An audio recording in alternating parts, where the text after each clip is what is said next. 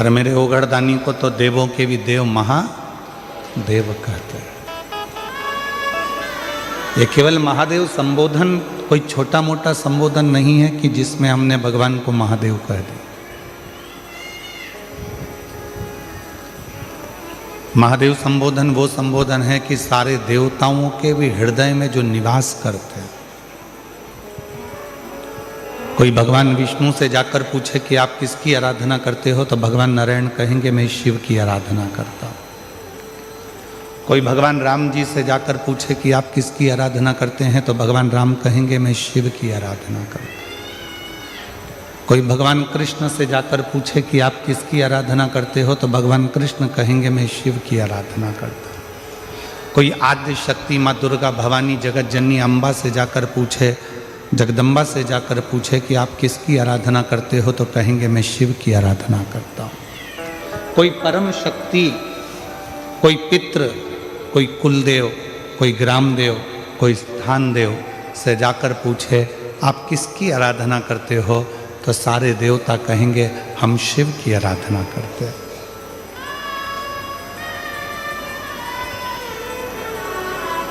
क्यों? क्योंकि शिव क्षमा की मूर्ति है। उनमें भोलापन है, सहजता है, नम्रता है, और वो नम्रता उनको बड़ा बनाती है। आप बहुत बड़े बन गए, पर आपके भीतर अगर वो नम्रता नहीं आ पाई तो आपके जीवन में आप कुछ नहीं कर पाए।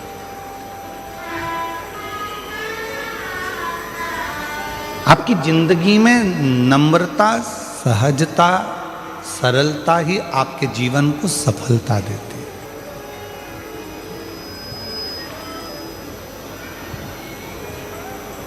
और देख लिया संसार हमने, देख लिया सब मतलब के यार हमने, देख लिया झूठे नाते, झूठे रिश्ते, झूठे नाते, झूठे रिश्ते, अरे झूठा है संसार हमने देख लिया सब मतलब के यार हमने देख लिया, देख लिया संसार हमने देख लिया। वो एक भीतर से जिसके नम्रता है, भीतर से जिसकी सरलता है, भीतर से जिसकी सहजता है, वही शिव का एक प्रतिबिंब स्वरूप है। वही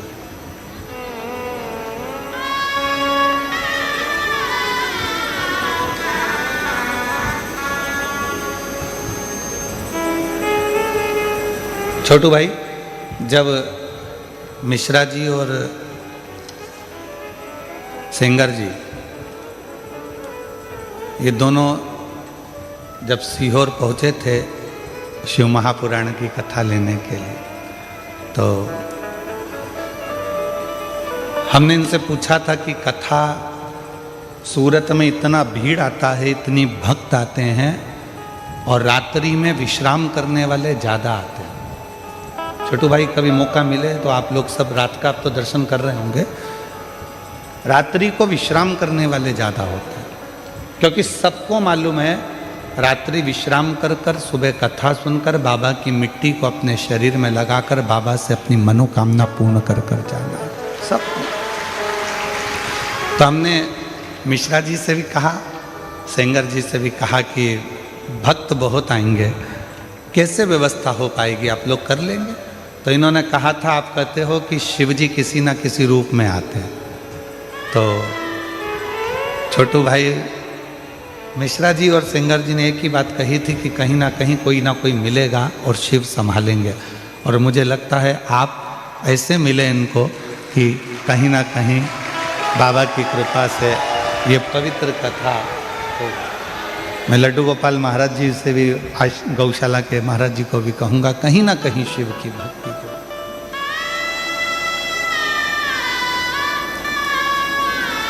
और कल की सूचना मिली हमको, इतना ट्रैफिक, मुंबई में भी कथा करी तो भी इतने घंटे का जाम नहीं लगा। जो तुम इतनी लाखों की संख्या में पहले दिन आ गए कि पूरी गाड़ियां ठस ठस रही।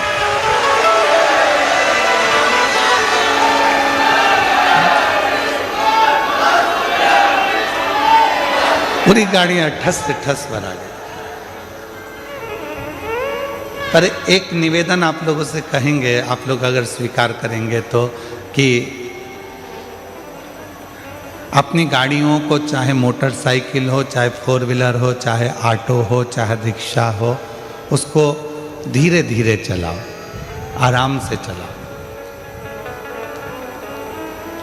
कथा में आए हो तो ये सोच कर जाओ कि हो सकता है कि 1 घंटे कथा ज़्यादा चल गई, इसलिए हमको घर पहुंचने में 1 घंटे की देरी रहेगी। पर धीरे धीरे हम थोड़ा स्लो चलो। हेलमेट लगा कर रखो, सीट बेल्ट बांध कर रखो और लक्ष्य ध्यान में रखो। थोड़ा धीमा धीमा आराम से जाओ, आराम से। एक होती है गाड़ी की चाबी, एक होती है बंगले की चाबी, एक होती है तिजोरी की चाबी, एक होती है फैक्ट्री की चाबी, एक होती है दुकान की चाबी, और एक होती है ऊपर छत पर जाने वाली दरवाजे की चाबी। इन सब चाबियों में सारी चाबियां जल्दी मिल जाती है। फैक्ट्री की चाबी भी आपको जल्दी मिल जाएगी, रखोगे जहां मिल जाएगी, और गाड़ी की चाबी भी जहां रखो वहां मिल जाएगी, लॉकर की चाबी भी मिल जाएगी, दुकान की चाबी भी मिल जाएगी। बस एक जगह की चाबी कहीं ना कहीं घूमती रहती है, वो छत की चाबी है, ऊपर जाने वाली चाबी। ये चाबी बड़ी मुश्किल से मिलती है, बड़ी मुश्किल। ढूंढते रहो, क्यों? छत की चाबी तुम्हारे पास है क्या? नहीं। छत की चाबी तुम्हारे पास है क्या? नहीं। छत की चाबी कहाँ रखी है? जरा देखो। वो छत की जो चाबी होती है वो कहीं ना कहीं खो जाती है। उसी तरह संसार में, दुनिया में धन दौलत संपदा की चाबी तो कहीं पर भी प्राप्त हो सकती है, पर शंकर के पास जाने वाली चाबी खोई हुई है। उसको ढूंढना शिव महापुराण में है। उसको खोजने के लिए हम भगवान शंकर की अविरल कथा में आए। हम भगवान शिव की पवित्र कथा में उस चाबी को खोजने के लिए, उस चाबी।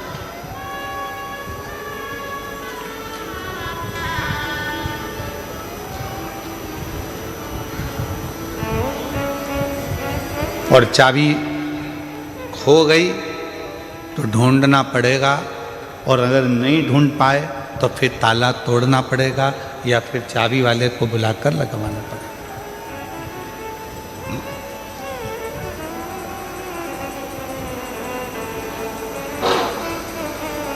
दुनिया के लोग कहते हैं कि शिव मिलेगा कैसे, शंकर कैसे प्राप्त हो?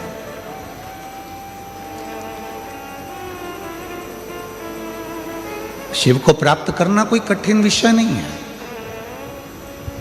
एक लोटा जल लेकर जब आप अपने घर से भगवान शंकर के मंदिर की ओर जाएंगे, हृदय में शिव शिव श्री शिवाय नमस्तुभ्यम उच्चारण करते करते करते करते जब शंकर के भगवान के नजदीक में जाएंगे तो शिव कुछ ना कुछ आपको दिया होगा, इसलिए शंकर भगवान आपको अपनी ओर खींच लेंगे, अपनी ओर। हर कोई सा पाना और हर कोई सा नट हर जगह पे फिट नहीं होता है। नट जानते हो? अरे बोलो तो जम के। पाना जानते हो? गाड़ी में वो नट को कसने वाला। हर कोई सा पाना और हर कोई सा नट हर जगह पर फिट नहीं होता है। जो नट जिस स्क्रू के लिए बना हुआ है वो उसी में फिट होता है। उसी तरह संसार सागर में पूरी मृत्यु लोक में जितने भी लोग रहते हैं उसमें से कुछ लोग ऐसे हैं जो शंकर भगवान को भजते हैं, तो समझ लेना कि तुम वो नट हो जो शंकर नटराज में ही फिट हो सकते हो, दुनिया में कहीं फिट नहीं हो सकते। किसी की सामर्थ्यता नहीं कि आपको वो फिट कर दे।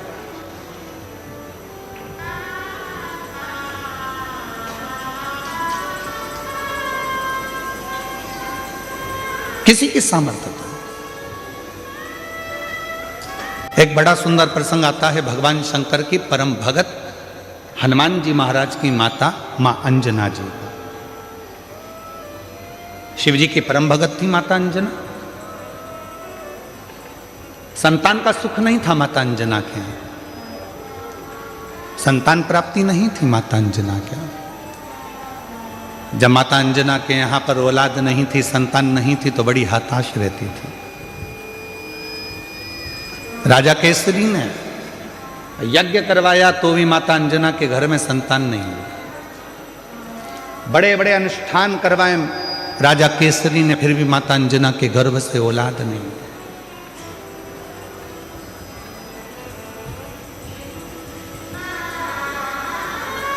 बहुत कठिन। यज्ञ करवाए, अनुष्ठान करवाए, साधना करवाई, व्रत करवाए, उद्यापन करवाए, पर अंजना के घर में, मां अंजना के यहां संतान का सुख नहीं। सब कुछ करा और यही तो भगवान कृष्ण के यहां भी हुआ था।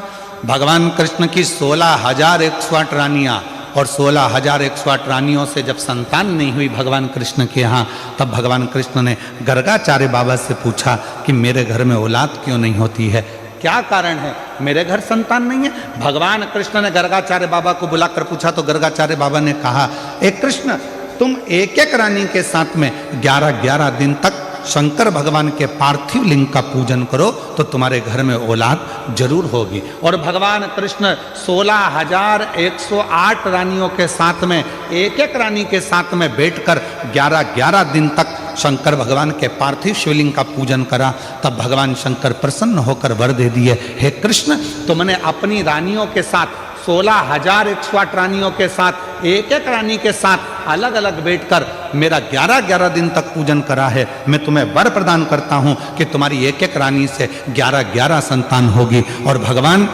शंकर की कृपा से भगवान कृष्ण के घर में 1,77,186 बच्चे हुए। ये शिव की कृपा से। 10 छोरा 1 छोरी, 10 लड़का 1 लड़की, 10 डीकरा 1 डीकरी, और महाराष्ट्र में कहते 10 मुलगा 1 मुलगी। शिव की कृपा से।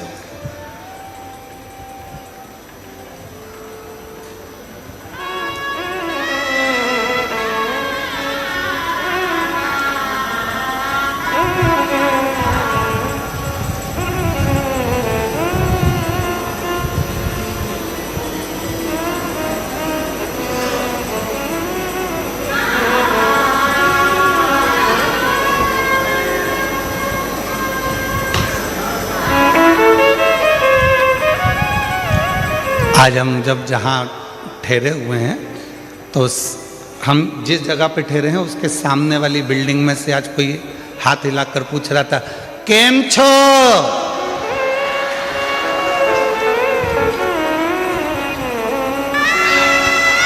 हमने कहा मजा में। फिर हमने पूछा तुम केम छो?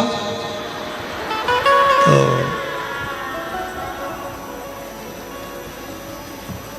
वो बोला नीचे वाले तुमसे मिलने नहीं दे रहे, तो क्या केम छो, मिलने भी तो दे।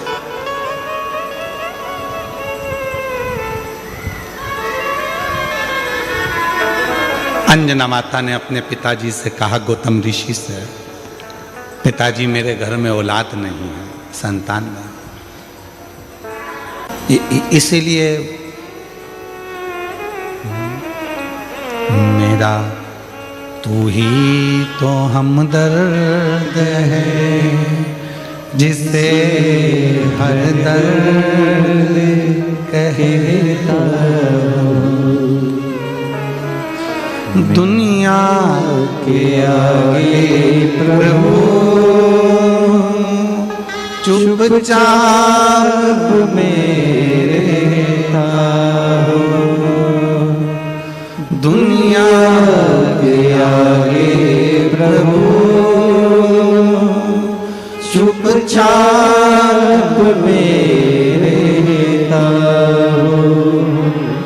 मेरा तू ही तो हमदर्द है जिसे हर दर्द कहता हूँ। मेरा तू ही तो हमदर्द है जिसे हर दर्द कहता हूँ। आया नजर ना कोई भी अपना जब मुझको दरकार थी, जब मुझको दरकार थी, तब मेरे पथ का जीवन के रथ का तू ही बना सारथी, तू ही बना सारथी। भोले ने करी है कदम पे ये मेहरबानियाँ। मेरा तू ही तो हमदर्द है जिसे हर दर्द कहता हूँ। मेरा तू ही तो हमदर्द है जिसे हर दर्द कहता हूँ। किससे कहें? ब्रह्मा ब्रह्म लोक में रह रहे हैं, भगवान विष्णु वैकुंठ लोक में रह रहे हैं, इंद्र इंद्र लोक में रह रहे हैं, गरुण गरुण लोक में रह रहे हैं, वरुण वरुण लोक में रह रहे हैं। सब अपने अपने लोक में निवास कर रहे हैं। केवल एक 33 कोटि देवता में केवल एक देवता है, वो देव अधिदेव महादेव है जो इस पृथ्वी पर रहता है। और उससे जो कहा जाता है वो दिल से सुनकर हमारी झोली खुशियों से भर दे। एक देव और वह देव अधिदेव महादेव। बोल बम का नारा है, सारी समस्या का हल श्री शिवाय। केवल एक देव है और वह देव अधिदेव महादेव है जो पृथ्वी पर रहते हैं, मृत्यु लोक में रहते हैं। कभी आपने शंकर भगवान को किसी सिंहासन पर नहीं देखा, कभी आपने शंकर भगवान को किसी ऊंचे स्थान पर नहीं देखा। शंकर भगवान को देखा तो एक पत्थर पर, एक पर्वत पर, एक पहाड़ी पर बैठे हुए देखा। क्यों? ये पहाड़ी, ये पत्थर, ये पर्वत सब मृत्यु लोक में हैं। इसलिए मेरा शिव भी इस पृथ्वी लोक में, मृत्यु लोक में रहता।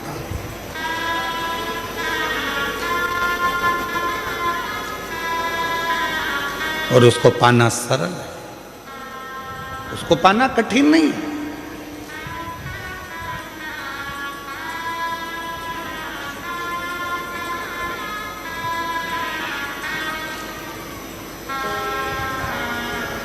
शिव कथा कह रही है, माता अंजना के घर में औलाद नहीं थी।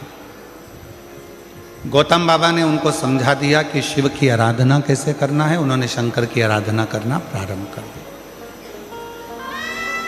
कोई साधारण भक्ति माता अंजना ने नहीं करी, शिव जी से लगन लगाकर बैठ गई। शंकर भगवान से अब केवल संतान नहीं, शंकर भगवान को तो अब ये विचार कर कर बैठी है कि मेरे घर में अगर औलाद हो तो शिव ही मेरे घर में संतान के रूप में जन्म।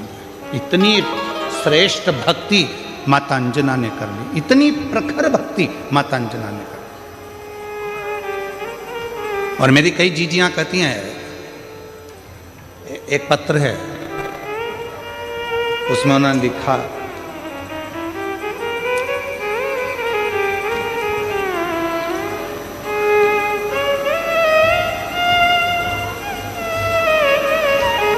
मेरा नाम शोभा बेन है।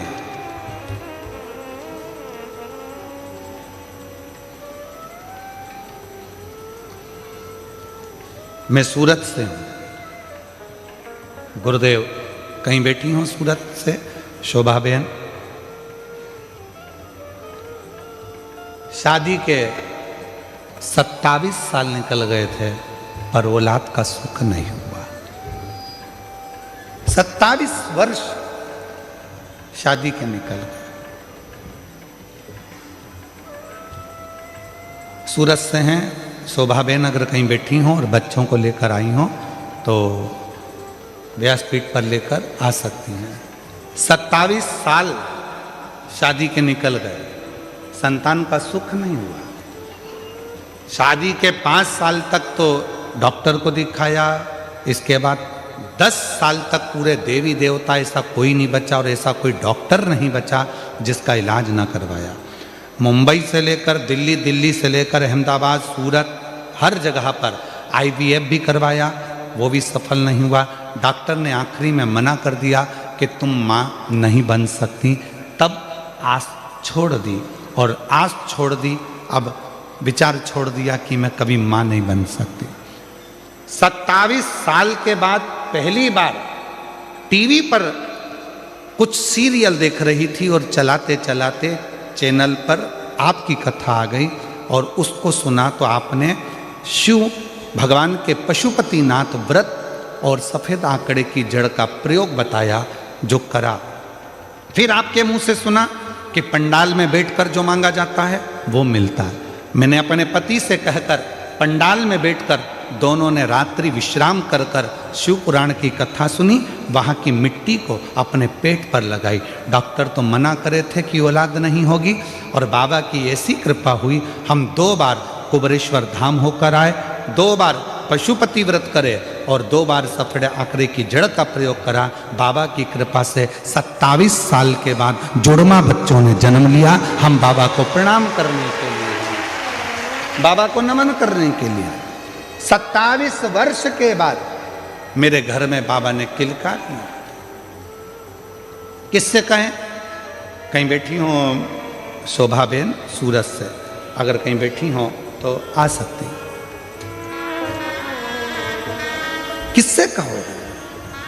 मेरा तू ही तो हमदर्द जिसे हर दर्द देखेता हो। आप किससे कहो? ब्रह्मा जी ब्रह्मलोक में बहुत दूर हैं, भगवान विष्णु बैकुंठ में है, इंद्र लोक में बैठे हुए हैं। हम अपना दर्द किससे कहने जाएंगे? हम अपना दुखड़ा किससे कहने जाएंगे? हम अपनी तकलीफें किससे कहने जाएंगे? हम हमारा कष्ट किससे कहने के लिए जाएंगे?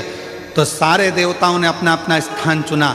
आखिरी में शंकर भगवान को बुलाया गया और शिव जी से कहा, सारे देवताओं ने अपना अपना स्थान चुन लिया है, तुम कहाँ रहना पसंद करोगे? पृथ्वी पर कोई रहना नहीं चाहता। क्यों? क्योंकि दुनिया के लोगों के दुखड़े इतने ज़्यादा हैं, रोज़ आएंगे, रोज़ दुखड़ा रोएंगे, रोज़ आएंगे, रोज़ तकलीफ कहेंगे, तो कोई देवता पृथ्वी पर नहीं रहना चाहता। आप बताओ, आप कहाँ रहना चाहते हो? शंकर भगवान ने कहा, मैं पृथ्वी पर रहने को तैयार हूँ, मृत्यु लोक में रहने को तैयार हूँ। तो भोले बाबा आपको सबके दुखड़े सुनना पड़ेंगे, भोले बाबा आपको सबके दुखड़े सहना पड़ेंगे, आपको सबके दुखड़े सुनकर उनके दुखड़ों को समाप्त करना पड़ेगा। शंकर भगवान ने कहा, मैं पृथ्वी पर रहने को तैयार हूँ और सबके दुखड़े सुनने को तैयार हूँ और सबके दुखड़े समाप्त करने को तैयार हूँ। मैं तैयार।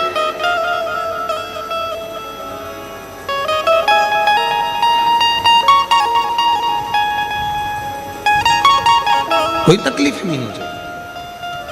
तो सारे देवताओं ने भगवान शंकर भगवान से कहा, भोले बाबा स्कंद पुराण का ये चरित्र कथा है। सारे देवताओं ने एकाग्रित होकर भगवान शिव जी से कहा, आज हम सारे देवता वचन देते हैं कि दुनिया का व्यक्ति, मृत्यु लोक में रहने वाला यदि मनुष्य, संसार सागर में रहने वाला यदि मानव भूलवश भी शंकर भगवान की भक्ति कर लेगा तो उसका सारा दुखड़ा हम 33 कोटि देवता शिव जी के साथ मिलकर समाप्त कर।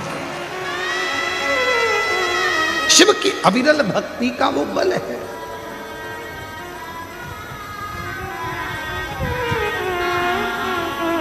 मेरा तू ही तो हमदर्द जिसे हर दर्द देखे लेता। आप उसको कहेंगे, स्वीकार। माता अंजना का चरित्र कहता है, शिव की भक्ति में माता अंजना जी लग गई।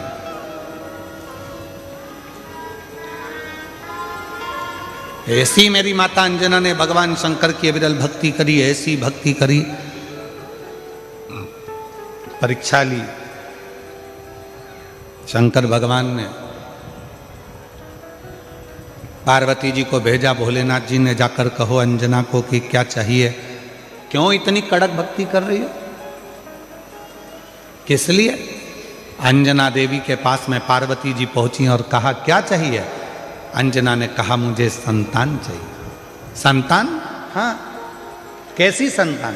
तो कहा जिस शंकर भगवान की मैंने पूजन करी है वही शिव मेरे पुत्र के रूप में जन्म ले, बस ऐसी ही मेरी कामना है, ऐसी ही मेरी कामना है, और कुछ।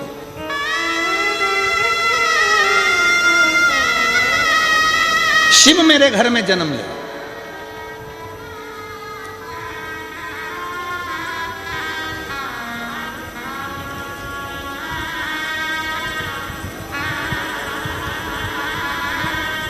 पार्वती जी ने शिव जी से कहा अंजना माता चाहती हैं आप उनके घर में जन्म ले लो। शंकर भगवान ने कहा कि मैं आज जन्मा हूं, मेरा कभी जन्म नहीं होता। भगवान नारायण राम जी का रूप धर सकते हैं, भगवान नारायण कृष्ण का रूप रख सकते हैं, भगवान नारायण दत्त का रूप रख सकते हैं, भगवान नारायण कल्कि रूप रख सकते हैं, भगवान नारायण परशुराम स्वरूप धर सकते हैं, पर भगवान शंकर बोले कि मैं कभी अपना रूप नहीं रख सकता, मैं आजन्मा हूं,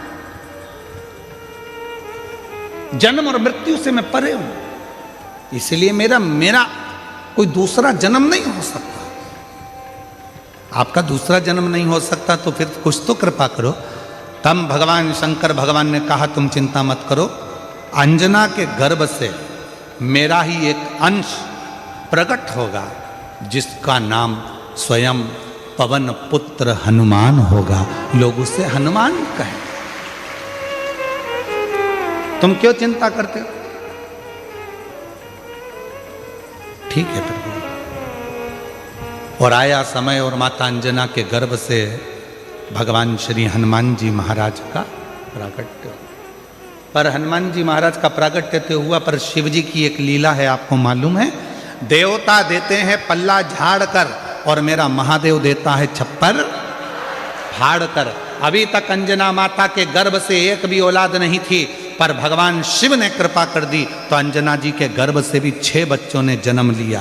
आप लोग कथा में श्रवण करें हैं पूर्व में, हनुमान गतिमान रतिमान मतिमान वर्तिमान, ऐसे हनुमान जी के कई भाई हुए, कई भाई हनुमान जी के हुए। और हमने पहले भी कहा है जिसकी फैक्ट्री ना चलती हो, बहुत दुकान ना चलती हो, तो हनुमान जी के पाँव का थोड़ा सा सिंदूर लेकर यदि उस सिंदूर को किसी भी फैक्ट्री या दुकान में हनुमान जी के छोटे भाई गतिमान के नाम से अगर एक बिंदी भी सिंदूर की रख दी जाती है तो वो दुकान और फैक्ट्री भी झड़के से चलना प्रारंभ हो जाती है। गतिमान हनुमान जी के छोटे भाई, एक हनुमान जी के छोटे भाई हैं मतिमान। जब व्यक्ति डिप्रेशन में जाता है, एकाग्र चित्त नहीं रह पाता है, पढ़ने बैठता है पर एकदम मन नहीं लग पाता है, तो मतिमान का स्मरण किया जाता है, हनुमान जी के 3रे नंबर के भाई का, मतिमान।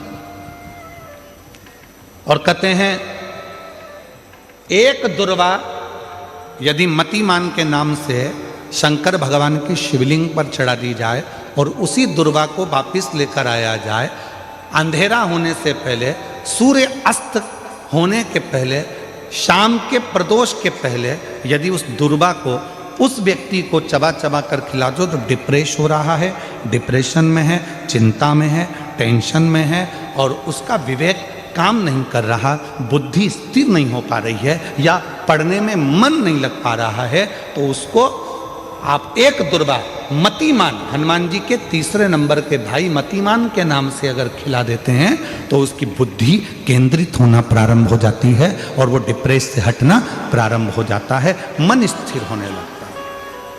मतिमान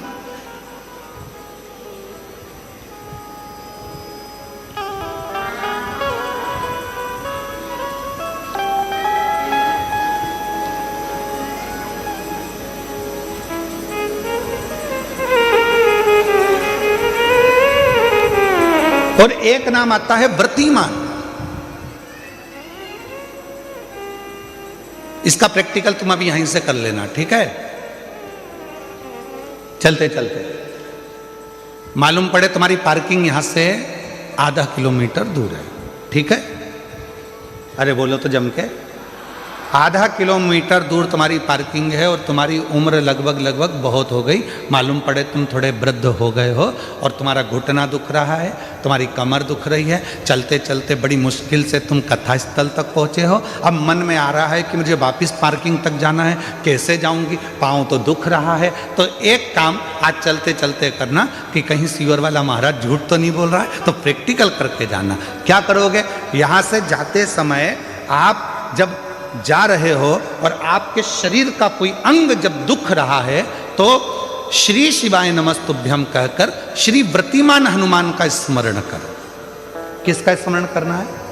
जम के बोलो, व्रतिमान हनुमान। व्रतिमान हनुमान का स्मरण करके कहीं पर भी बैठकर अपने पांव की छोटी वाली जो उंगली है उसको जम के दबाना और दबाने के बाद चल देना। जिस जगह पर भी दर्द हो रहा होगा मेरा बाबा आपको मंजिल तक पहुंचाएगा, दर्द होने नहीं देगा। कल नहीं करना, प्रैक्टिकल आज ही करना। काल करे सो आज कर।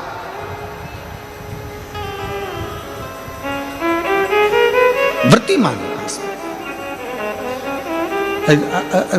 आज करेंगे गुरुजी, 3 महीने में फर्क दिखेगा। तुम तो आज की आज का बताओ ना कि आज की आज में फल कैसे मिले। तुम बिल्कुल तैयारी में बैठो।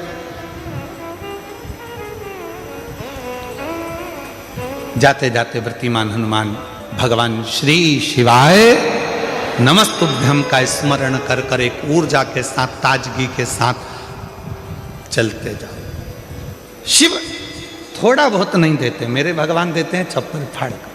अब हनुमान जी महाराज का प्रागट्य हो गया, हनुमान जी महाराज आ गए, पूरे आनंद के साथ राम जी की सेवा करी। ये सारी कथा आप लोगों ने श्रवण करी है, रामचरितमानस में भी और शिव पुराण में भी और श्रीमद् भागवत में भी कई जगह पर आपने इस कथा को सुना होगा। अब मूल कथा जो शिव पुराण की, स्कंद पुराण का मूल तत्व है, उसकी ओर हम बढ़ रहे हैं, जो बड़ी सुंदर कथा है।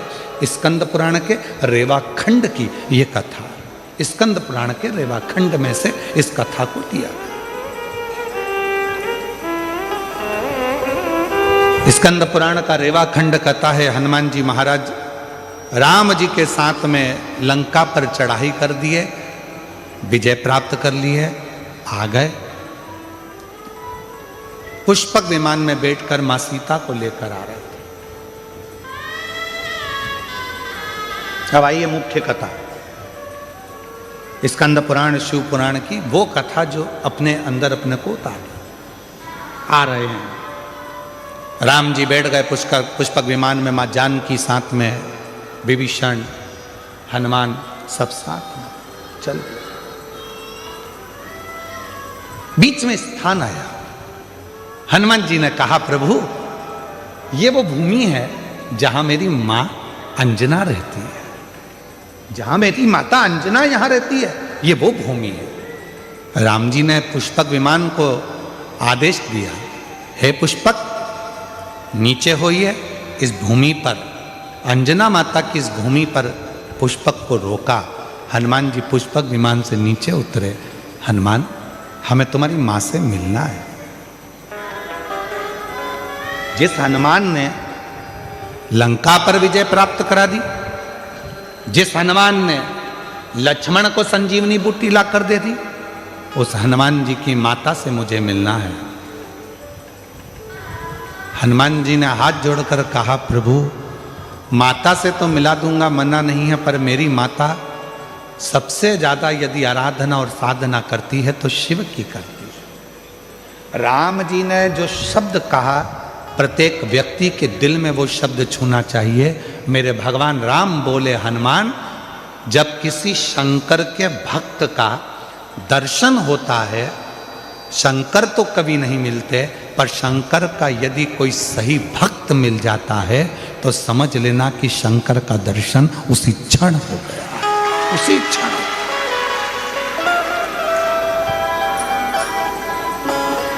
उसी क्षण शिव का दर्शन उसी पल हो गया, शंकर भगवान का दर्शन उसी पल हो गया। यदि कोई शंकर भगवान के भक्त का दर्शन कर लेता है, शिव भक्त का दर्शन कर लेता है, तो समझ लो कि शंकर भगवान का भक्त का दर्शन, शिव का दर्शन। आप कौन है? क्यों लोग कहते हैं कि शिव महापुराण के कथा के पंडाल में जाकर बैठो और आपकी मनोकामना पूर्ण हो जाती है, कथा के पंडाल में जाकर बैठो शिव पुराण के और आपका मनवांछित फल प्राप्त हो जाता है। आखिर शिव महापुराण के कथा के पंडाल में ऐसा होता क्या है? उसका एक कारण है, इतने सारे शिव भक्त जिनको किसी ने गाड़ी नहीं भेजी, जिनको किसी ने टिकट का पैसा नहीं दिया, जिनको किसी ने बहुत सारे अच्छी जगह नहीं दी गई कि तुम यहाँ आराम से बैठना, यहाँ आराम से खाना, आराम से रहना, ऐसा नहीं। शंकर का भक्त अपने झोले में 2 पानी की बोतल, एक बिछाने की दरी, एक ओढ़ने का कंबल और अपना खाने का सामान साथ लेकर आता है, छाता साथ में लाता है और जहाँ मौका मिल जाए वहाँ बैठकर कथा सुनता है। अर्थात बिना लोभ, बिना लालच, बिना किसी व्यापार या व्यवसाय के वो शिव को समर्पित होकर आया है, शंकर का होकर आया है। इसलिए ऐसे भक्त का जब दर्शन होता है तो हमारी मनोकामना अपने आप पूरी होना प्रारंभ हो जाती है, पूरी।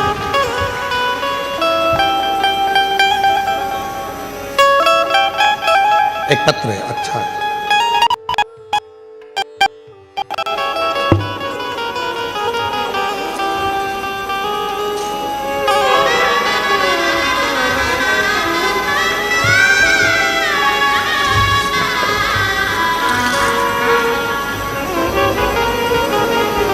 मेरा नाम मंगलाबेन पांडुरंग चौधरी है। मैं डिंडोली सूरत में रहने वाली हूँ। कहीं बैठी हो तो हाथ हिला सकती हैं। मैं बाबा का जितना भी वर्णन करूं कम है। बाबा की मुझ पर अनंत कृपा है।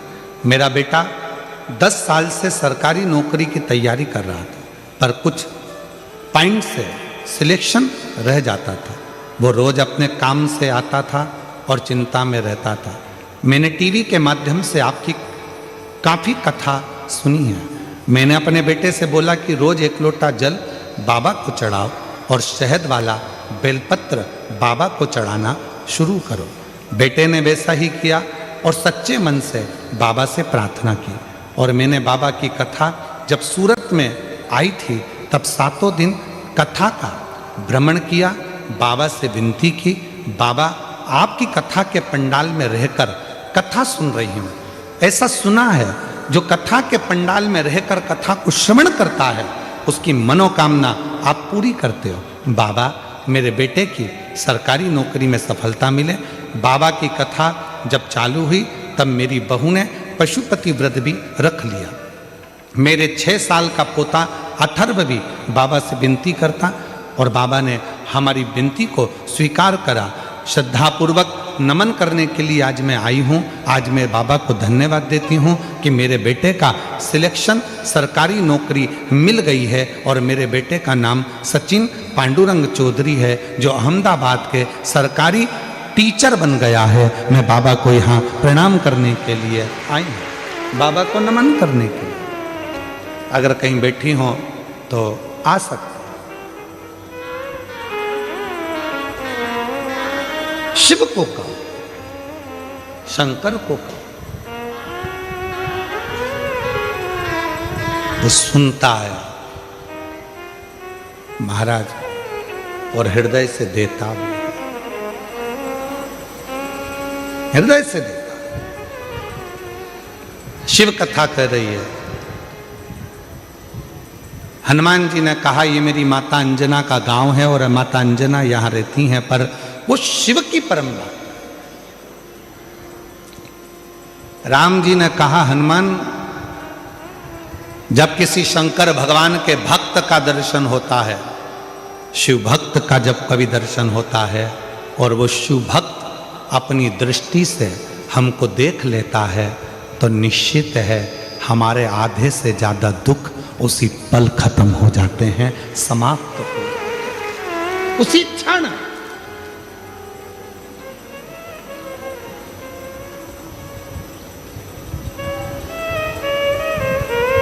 इसीलिए हमको लगता है ज्यादातर भक्त लोग, कोई शिव भक्त मिलता है तो जम के आवाज लगा देते हैं, हर हर महादेव। किसी मंदिर में जाकर लोग शोर नहीं मचाते। द्वारकाधीश के मंदिर में जाओ कोई शोर मचाता नहीं मिलेगा, जगन्नाथ जी के मंदिर में जाओ कोई शोर मचाता नहीं मिलेगा। जितने भी भारत की भूमि पर स्वामी नारायण आदि मंदिर हैं वहाँ दर्शन करने के लिए जाओ, कोई शोर मचाता नहीं मिलेगा। जितने भी बड़े बड़े मंदिर हैं, किसी मंदिर में कोई शोर मचाता नहीं मिलेगा। पर कभी भी कोई 12 ज्योतिर्लिंग में या शंकर जी का मंदिर आपके नज़दीक में है, वहाँ दर्शन करने जाओ तो लोग शोर मचाते जरूर मिलेंगे। कोई पीछे से खड़े होकर चिल्ला रहा, कोई जम के चिल्ला रहा हारा हारा, कोई कहीं से आवाज लगा रहा बम बम बोले। जहां मर्जी पड़ती है लोग वहां से आवाज लगाना चालू कर देते हैं, शोर मचाते हैं, चिल्लाते हैं।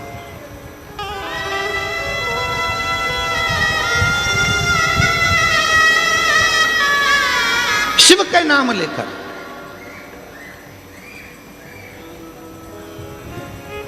आप में से कई लोगों ने श्रीमद् भागवत कथा सुनी होगी, आप में से कई लोगों ने राम कथा सुनी होगी, आप में से कई लोगों ने विष्णु पुराण सुनी होगी, आप में से कई लोगों ने देवी भागवत सुनी होगी। ना जाने कितने कितने पुराण शास्त्र आपने सुने होंगे। सारे पुराण और शास्त्र उठाकर देखिए, एक भी पुराण शास्त्र ये नहीं कहेगा कि किसी भी असुर ने, राक्षस ने शंकर भगवान को युद्ध के लिए ललकारा। जितने भी असुर ने ललकारा वो सबने भगवान को ललकारा, विष्णु जी को ललकारा, ब्रह्मा जी को ललकारा, इंद्र को ललकारा, युद्ध के लिए देवी को ललकारा। पर किसी भी असुर ने, किसी भी राक्षस ने, किसी भी असुर ने, किसी भी दानव ने भगवान शंकर को युद्ध के लिए नहीं ललकारा। क्यों नहीं ललकारा? देवता तो देवलोक में रहते थे, भगवान विष्णु तो भगवान शंकर तो पृथ्वी पर रहते थे, तो यहां तो शंकर भगवान को ललकार देना था। पर शंकर भगवान को एक ने भी नहीं ललकारा। शिव जी को कोई ललकारता ही नहीं था युद्ध के लिए, कि कोई नहीं कहता था आओ शंकर भगवान मुझे तुमसे युद्ध लड़ना है। देव राक्षसों ने कहा, असुरों ने कहा, हे नारायण आओ मुझे तुमसे युद्ध लड़ना है। ब्रह्मा जी मुझे तुमसे युद्ध लड़ना है, इंद्र मुझे तुमसे युद्ध लड़ना है, हे शक्ति मुझे तुमसे युद्ध लड़ना है। सारे देवी देवताओं को असुरों ने ललकारा, पर शंकर भगवान को एक भी असुर नहीं ललकारता था। कारण क्या था? उसका एक कारण था कि जितने देवता थे, 33 कोटि देवता, जितने देवता थे, शंकर भगवान के पास में जैसे तुम्हारे घर में 15 सदस्य हैं या 5 सदस्य हैं या 6 सदस्य हैं, 9 सदस्य हैं, 10 सदस्य हैं, तुम्हारे घर में जितने सदस्य हैं, प्रत्येक सदस्य के पास में जैसे 33 कोटि देवता हैं और 33 कोटि देवता में एक देवता के पास में जितना बल है, एक देवता के पास में जितनी सेना है, स्कंद पुराण कहती है, लिंग पुराण कहती है, शिव पुराण कहती है कि 33 कोटि देवता और 33 कोटि देवताओं से अंदाजा लगाना कि एक देवता की गिनती में अगर हम लेते हैं तो ऐसे मिलाकर 33 कोटि देवता होते हैं और 33 कोटि देवता के 33 कोटि गण शिव जी के पास हैं। अब तुम घर जाके जरा अंदाजा लगाना कि कितने हो गए। मतलब शंकर भगवान के पास में 33 कोटि अगर देवता हैं तो 33 कोटि देवता के 33 कोटि कोटि गण हैं शिव जी के पास। शास्त्र कहता है शंकर भगवान के गण जब जम के चिल्लाते थे, एक साथ जब आवाज लगाते थे और जो चिल्लाकर दौड़ते थे, तो जितने भी असुर हैं उनकी धर्म पत्नियां जो गर्भ से होती थीं उनका गर्भ गिर जाता था और असुरों के कान में से रक्त बहना प्रारंभ हो जाता था। युद्ध की तो जरूरत ही नहीं पड़ती थी, गणों के चिल्लाने से ही असुर मर जाते थे, प्राण छूट जाते थे चिल्लाने से।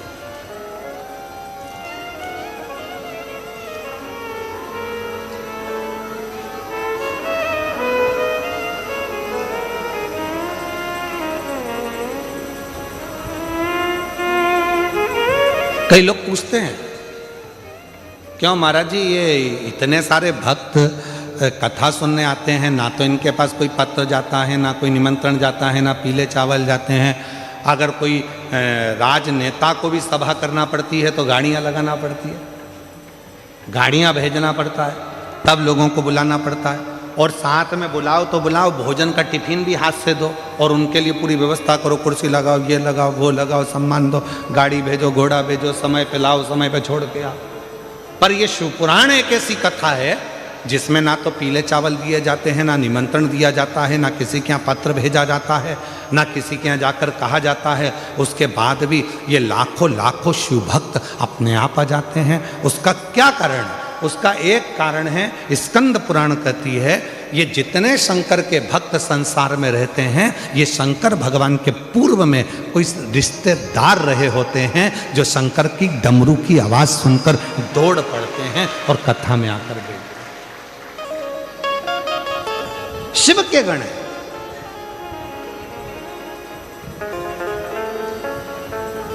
इसलिए महादेव नमन चरणों में स्वीकार कीजिए, सबका किया है मेरा भी उद्धार कीजिए, उद्धार कीजिए।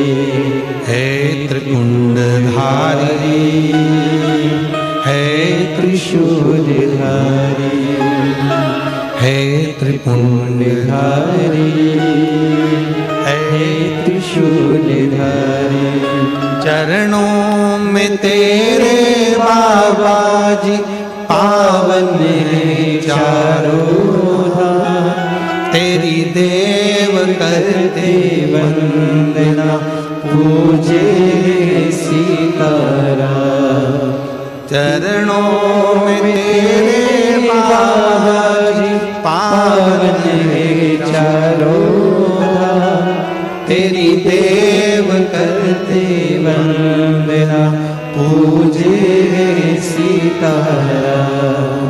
हो जाए पूरी कामना, हो जाए पूरी कामना। उपकार कीजिए, सबका किया है मेरा उद्धार कीजिए, उद्धार कीजिए। हे त्रिपुंडधारी, हे त्रिशूलधारी, हे त्रिपुंडधारी, हे त्रिशूलधारी। अब जरा विचार करिएगा,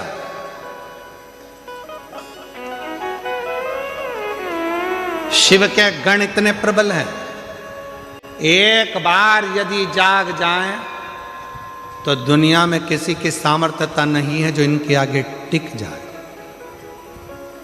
ये कथा संत, साधु, महात्मा प्रवचन क्या कर रहे हैं? आपको जगाने का काम ही तो कर रहे हैं। ये जगाने का ही तो काम कर रहे हैं। आज जो बांग्लादेश में हो रहा है, हिंदुओं को पूछकर जिंदा की जिंदा लटका कर उसमें आग लगाई जा रही है। आज जो बांग्लादेश में हो रहा है, हिंदुओं को पूछकर जो जिंदा लटका कर आग लगाई जा रही है, वो दिखाया जा रहा है, वो दिखाने का प्रयास कर रहे हैं।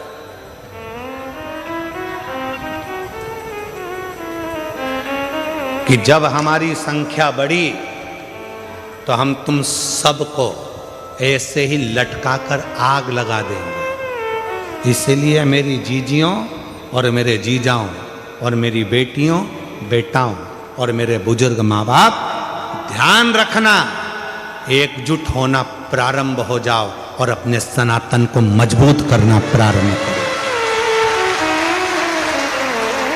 अपने सनातन को मजबूत करना प्रारंभ करो, वरना आने वाला समय बड़ा विचित्र हो, बड़ा विचित्र।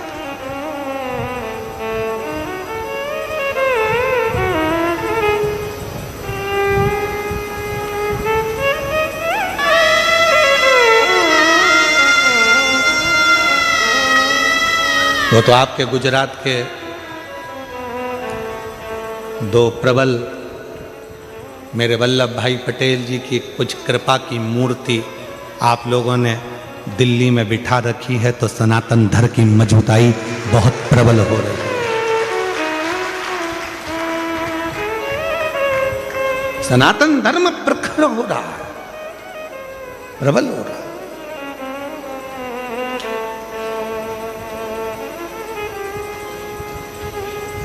और उसकी प्रबलता आपको करना है। अंजना माता को देखो, अंजना माता की कथा को देखिए, अंजना माता के एक भाव को देखिए। भगवान राम कह रहे हैं, सुनो हनुमान, अगर शंकर भगवान का कोई भक्त, शिव की आराधना करने वाला, शंकर की साधना करने वाला, शंकर को भजने वाला, शंकर को स्मरण करने वाले, अगर उस शिव के भक्त का भी मात्र दर्शन हो जाए, जो शंकर को दिल में बिठाता है, वो हमको अगर एक बार देख भी लेगा तो हमारे दुख, हमारी तकलीफ, हमारा कष्ट मिट जाता है, हमारा दुख समाप्त हो जाता है।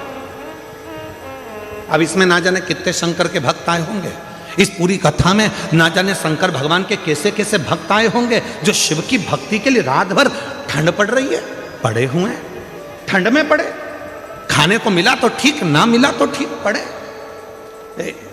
हम नहीं जानते कौन से यूट्यूबर हैं, एक यूट्यूबर ने कोई रील डाली होगी और वो रील ऑफिस से, सीहोर से आशीष के पास आई, तो आशीष ने हमको रील दिखाई, तो उस रील में आशीष ने दिखाया कि कोई दुबई से भी एक बहन यहाँ आई हुई है और कथा के पंडाल में रात रात रुककर कथा का श्रवण कर रही है। वो दुबई वाली बहन कहाँ बैठी है? अगर बैठी हो तो मैं निवेदन करूँगा कि आप ही हैं, आ जाओ आ जाओ आ जाओ। ये दुबई से कथा सुनने के लिए आई और कथा के पंडाल में रात्रि विश्राम कर कर कथा का लाभ लेगा।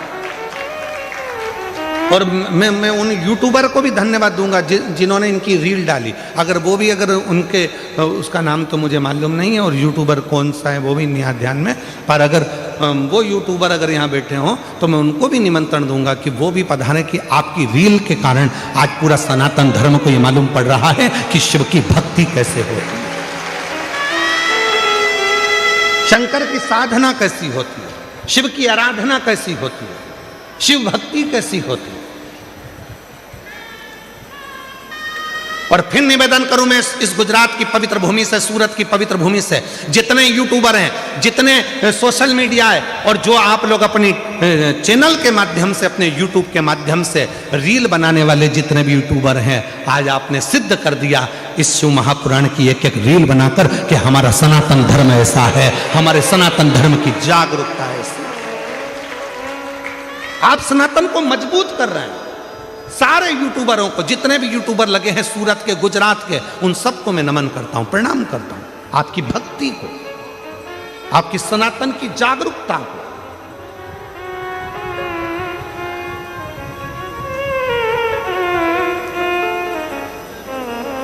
और महादेव नमन चरणों में स्वीकार कीजिए, सबका किया है मेरा भी उद्धार कीजिए, उद्धार कीजिए। हे त्रिपुंडधारी, हे त्रिशूलधारी, हे त्रिपुंडधारी, हे त्रिशूलधारी। चरणों में तेरे बाबा जी पावन है चारों धाम, चरणों में तेरे बाबा जी पावन है चारों धाम। तेरी देव करते वंदना, पूजे सीताराम, हो जाए पूरी कामना, हो जाए पूरी कामना। उपकार कीजिए, सबका किया है मेरा भी उद्धार कीजिए, उद्धार कीजिए। हे त्रिपुंडधारी, हे त्रिशूलधारी। शिव कथा कर रही है, अंजना माता का राम जी कर रहे हैं, मात्र मुझे दर्शन हो जाएगा और वो अपनी दृष्टि से मुझे देख लेंगी, उतने में भी मेरा आनंद हो जाए। चलो हनुमान, चलो मुझे अंजना माता का दर्शन कर। जैसे ही सामने अंजना माता दिखी, राम जी ने झुककर प्रणाम किया, नमन किया।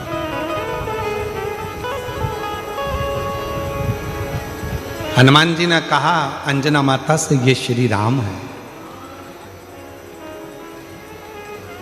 ये इनके छोटे भाई लक्ष्मण जी हैं, ये माता जानकी जी हैं। सबको मिलाया। अंजना जी ने कहा कि हनुमान, घर में कुछ पाने के लिए नहीं, जाओ, अतिथि आए हैं, इनके लिए कुछ थोड़ा कंदमूल फल लेकर आओ, इनके लिए थोड़ा कंदमूल फल लेकर जाओ। अरे वाह वाह वाह। तेरी कृपा का क्या है भरोसा, कब किस पर हो जाए जरा सी हम पर कर दो, जरा सी हम पर कर दो। तेरी कृपा का क्या है भरोसा, कब किस पर हो जाए जरा सी हम पर कर दो, जरा सी हम पर कर दो। जिस पर भी हो गई तेरी कृपा करुणा, वो भव पार हुआ, भव पार हुआ। पापी हो चाहे जितना, उसका भी बाबा उद्धार हुआ, उद्धार हुआ। गिद्ध अजामन गणिका जैसे तेरे मन को भाए। बच्ची 2 दिन से रो रही है बाहर खड़े होकर, केवल उसको मिलना था। एक बार जोरदार ताली बजाओ, आज व्यासपीठ पे दौड़ के आई है। गिद्ध अजामन गणिका जैसे तेरे मन को भाए, जरा सी हम पर कर दो। मैंने कहा कि हनुमान जाओ, घर में कुछ पाने के लिए नहीं है, तुम जल्दी जाओ दौड़ के कंदमूल फल लेकर। अतिथि आया है, मेहमान आया है। शिव महापुराण की कथा कहती है, अतिथि शिव का एक रूप होता है। अतिथि शिव का एक रूप होता है। इसीलिए हमारे यहाँ सनातन धर्म में कहा शिव महापुराण की कथा के पंडाल में अगर कोई रात्रि रुककर कथा का इंतजार कर रहा है, सुबह स्नान आदि कर कर भगवान शिव की कथा के लिए बैठा हुआ है, इंतजार में डूबा हुआ है, वो कोई साधारण नहीं है, स्वयं मेरा देव अधिदेव महादेव है, शिव है। इसलिए मेरी जीजियों, प्रयास करा करो अपने घर से। अब गुजराती भाषा में तो क्या, गुजरात के लोग तो वैसे भी खाने में और खिलाने में बड़े होशियार होते हैं, और उसमें भी सूरत के।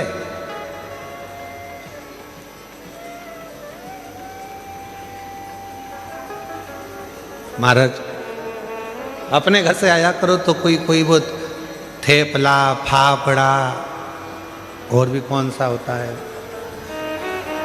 काय सोमानी जी, और कौन कौन से होते हैं, थेपला, फाफड़ा। हाँ तुम बोलते जाओ, मैं सुन रहा हूँ। हाँ ठीक है, ठीक है। हाँ कल मंगवा के रखूंगा सब यहीं पर। तो निवेदन है, घर से आया करो तो थोड़ा थोड़ा लेकर चला करो, अपने लिए नहीं, जो अपने आसपास में बैठे उसका मुख झूठा कराने के लिए मेरा शिव नगर में आया है, मेरा शंकर है, मेरा भोले बाबा, मेरा शिव, और मेरा शंकर ना जाने किस रूप में कब तुम्हारे सम्मुख में आकर बैठ गया, और उसकी कृपा आप पर हो, ये भाव लेकर मुख झूठा।